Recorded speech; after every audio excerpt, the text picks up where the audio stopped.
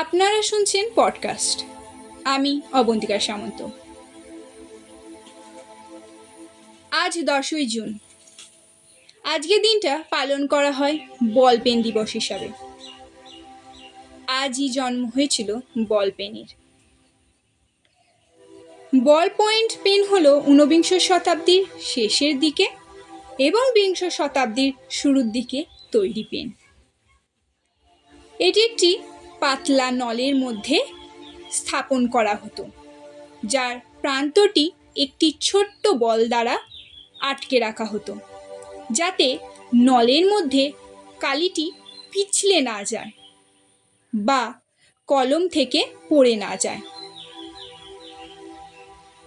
এই বল পেনের আবিষ্কর্তা ছিলেন জন জে লাউড নামে একজন আমেরিকান, যিনি 1888 সালে এটিকে আবিষ্কার করেন। তিনি চেয়েছিলেন এমন একটি কলম আবিষ্কার করতে যার মধ্যে কাঠ, চামড়া, কাগজের মতো বিভিন্ন রুক্ষ পৃষ্ঠে লিখতে সক্ষম হবে।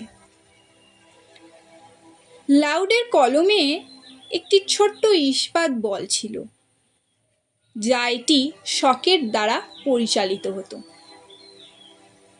কিন্তু তা সফল হয়নি। পরে হাঙ্গেরির সংবাদপত্রের সম্পাদক লাসজোলো বিরো এবং তার ভাই জোসেফ বিরো নতুন বল পেন তৈরি করেন। জোসেফ বিরো ছিলেন একজন দন্ত চিকিৎসক। 1993 সালে তারা একটি নতুন পেটেন্ট দাখিল করেন। তাদের কলমটি আর্জেন্টিনায় বিরোম নামে বিক্রি হয়। বিরো এবং মেইন নাম থেকে বল পয়েন্ট কলম নামটি আসে। বল পয়েন্ট কলমগুলি ফাউন্টেন কলমের তুলনায় অনেক বেশি জনপ্রিয়তা লাভ করেছিল, বিশেষ করে বিমানগুলোতে, যেখানে ফাউন্টেন কলম লিক হওয়ার সম্ভাবনা বেশি ছিল।